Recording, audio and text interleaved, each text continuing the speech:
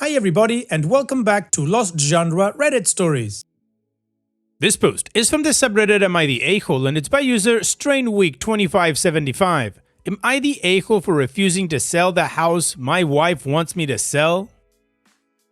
When my ex and I divorced, I moved out and she lived in our house until she found her own place. I bought the house 3 years before we got married and her name was added to the deed when we were married.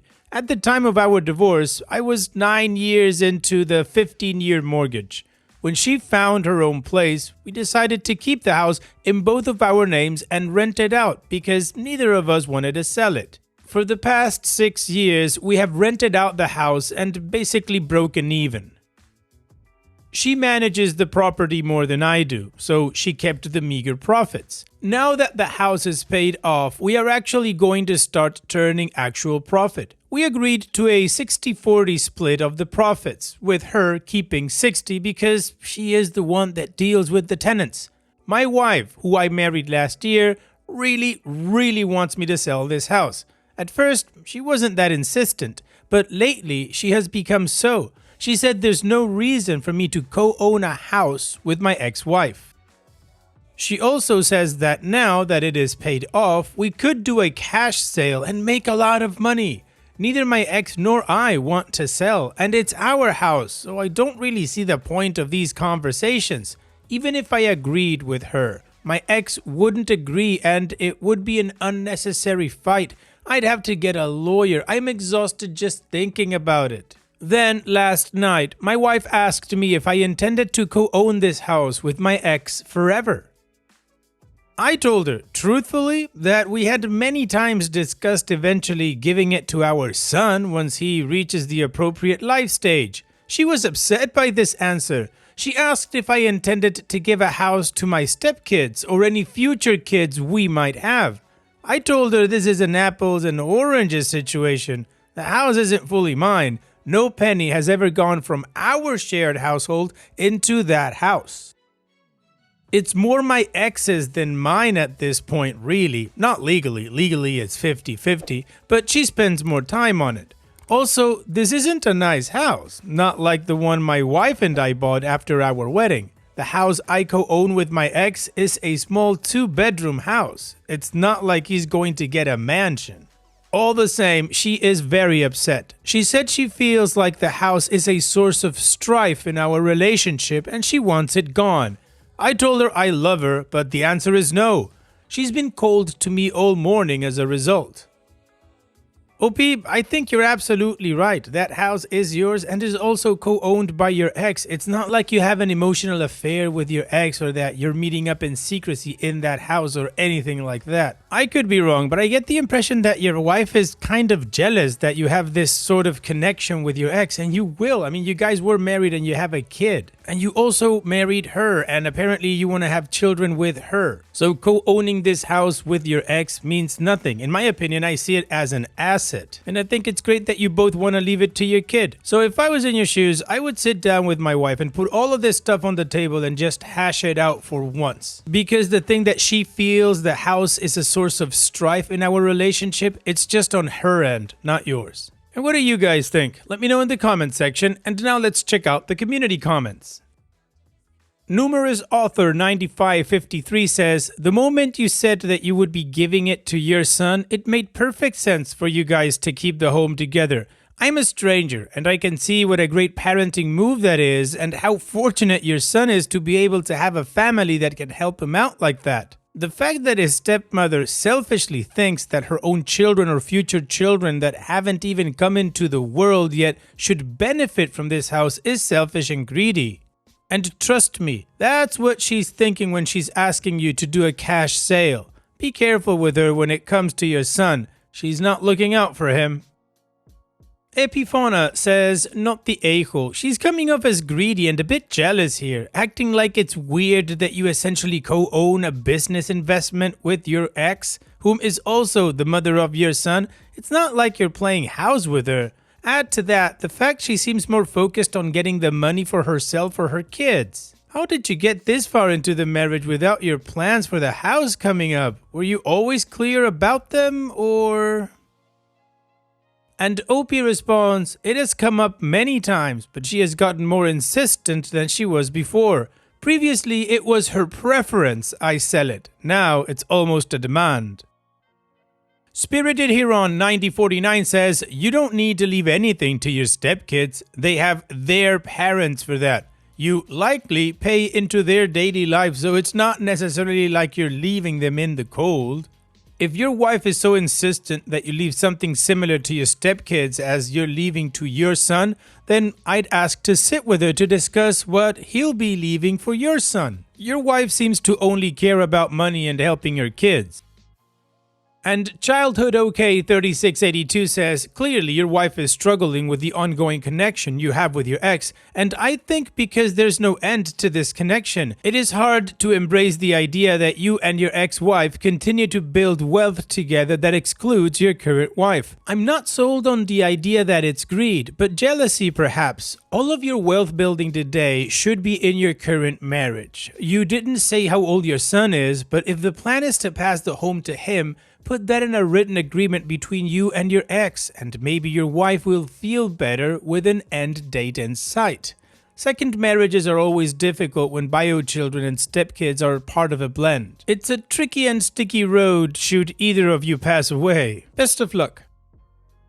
Additional information from OP's comments. "For those of you wondering, my wife and I are actually in the same income bracket. She didn't come into the marriage broke or anything. She put about a quarter of the down payment toward the house we currently live in, and we split household costs pretty evenly. The only reason she didn't have more saved up beforehand is because she's been raising 2 kids with zero help from her deadbeat ex. I genuinely admire how hard she's worked.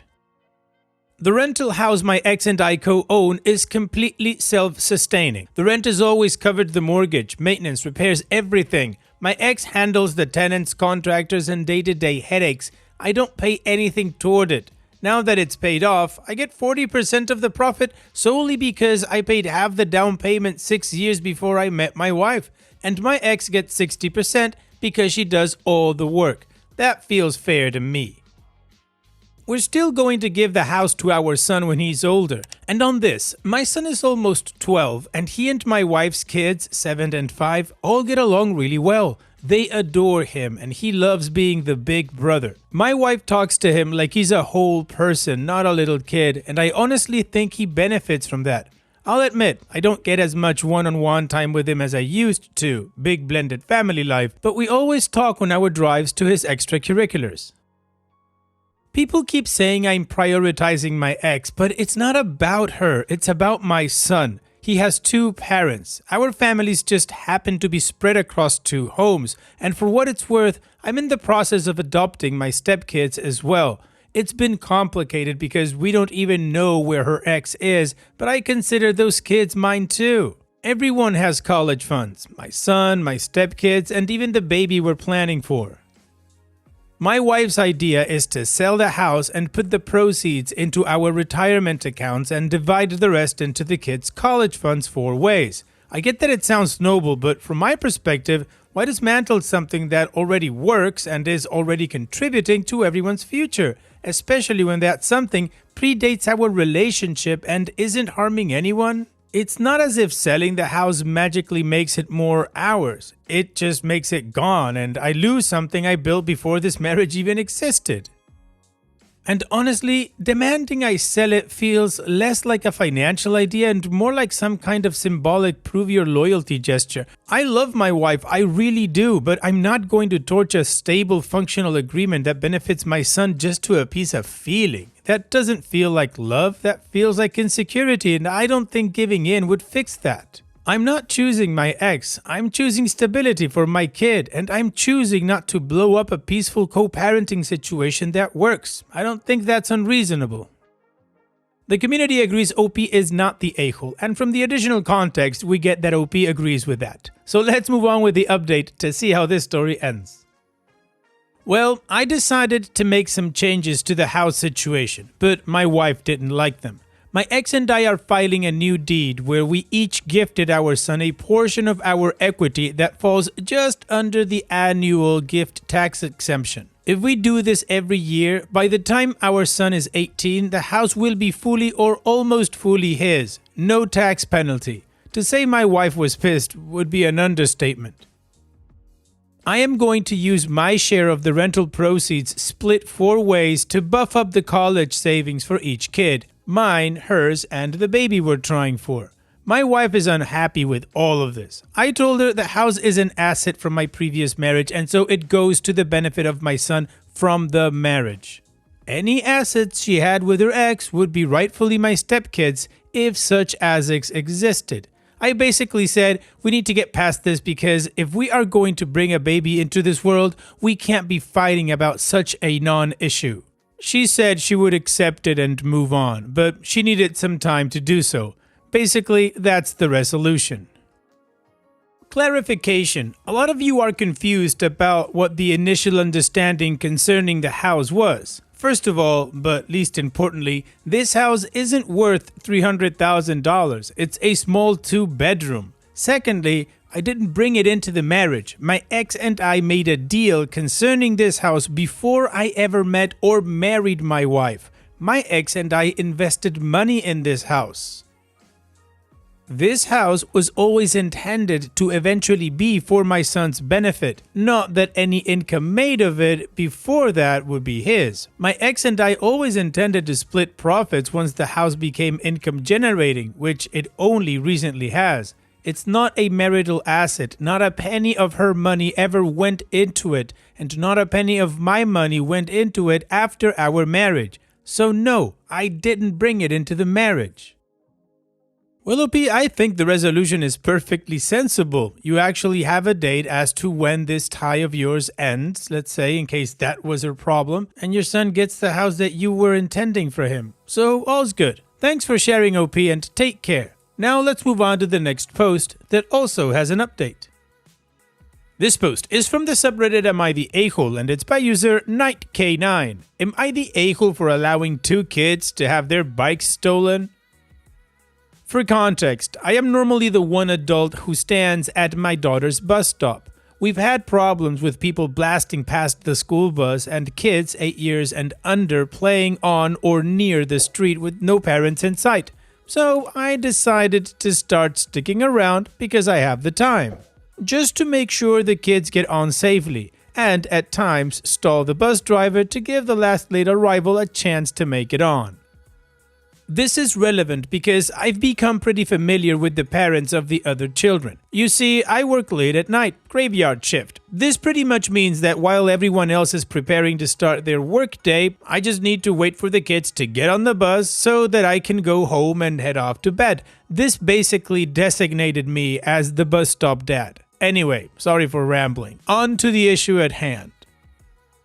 I noticed 2 of my bus stop kids arrived on bikes, so out of curiosity I asked them why they brought their bikes if they're going to be riding the bus. They told me it was fine, they would just leave them right there and come back for them.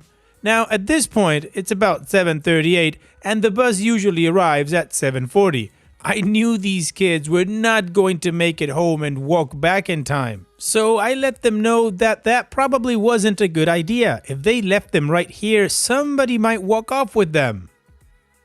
I asked if they had bike locks. They did not. So the best I could do was offer to let them put the bikes on my porch where I could sit them in front of my Ring camera. The kids accepted, and about this time the bus arrived. So I just told them exactly where my house was, 3 houses away from the bus stop, where they could find them, and that I couldn't promise to watch them all day because I needed to get to sleep. I also texted this information to their mother.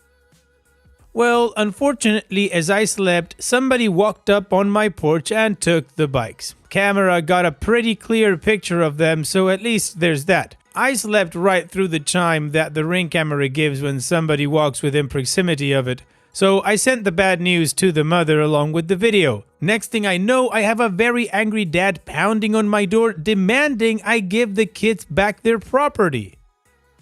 After I explained the situation to him once again, he claimed I made it my responsibility to protect the bikes, therefore I should replace them. I refused. I told him it wasn't my fault his kids rode their bikes to the bus stop, and I did the best that I could. Well, Now I'm standing here waiting for the police to show up. Bringing the bikes into my house was not an option, as I would not have been home by the time those kids got back, nor would my wife. My mom picks up my daughter at the bus stop. So anyway, my question is, Reddit, am I the a-hole?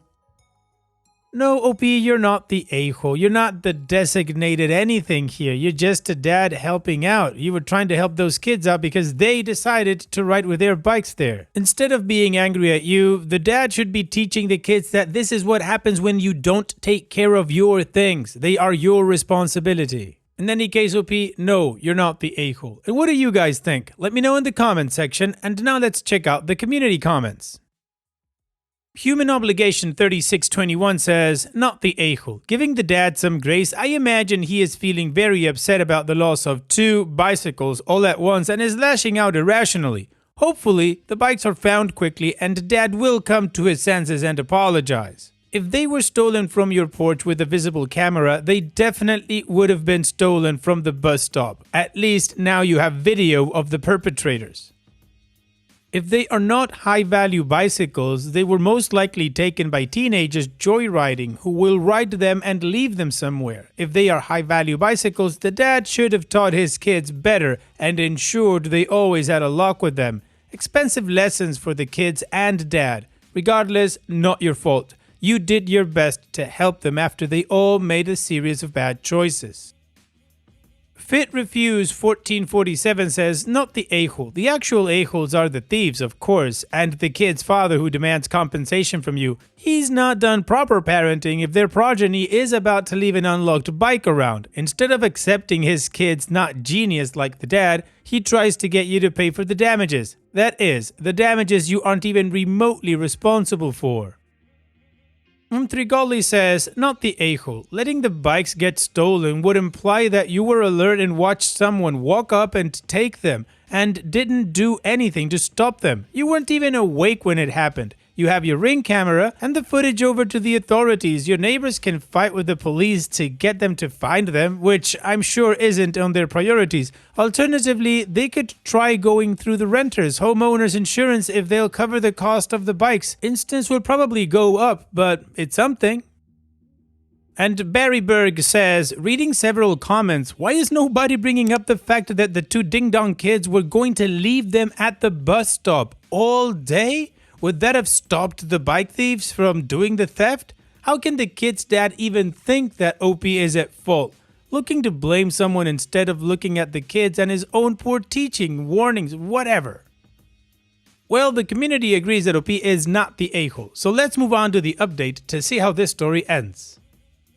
Thank you everybody for your supportive comments and honest insights. Happy to say things ended up working out. After the incident, I received a message from the mother of the boys informing me that after she had time to look over the footage, she recognized the person on the video. It was her brother. Apparently, he came by, grabbed the bikes, took them to his garage for safekeeping, got busy and forgot about them.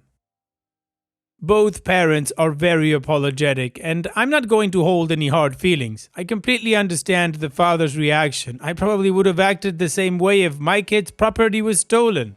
Things will continue as usual. I'm going to keep on being bus dad. But if I'm being honest, lesson learned, no more playing Lost and Found Guardian. Yeah, OP, I'd say keep it simple. Just one unofficial neighborhood title at a time. But it's good to know nothing was stolen and it's all resolved. Thanks for sharing, OP, and take care. And now let's finish this video with a mood booster post.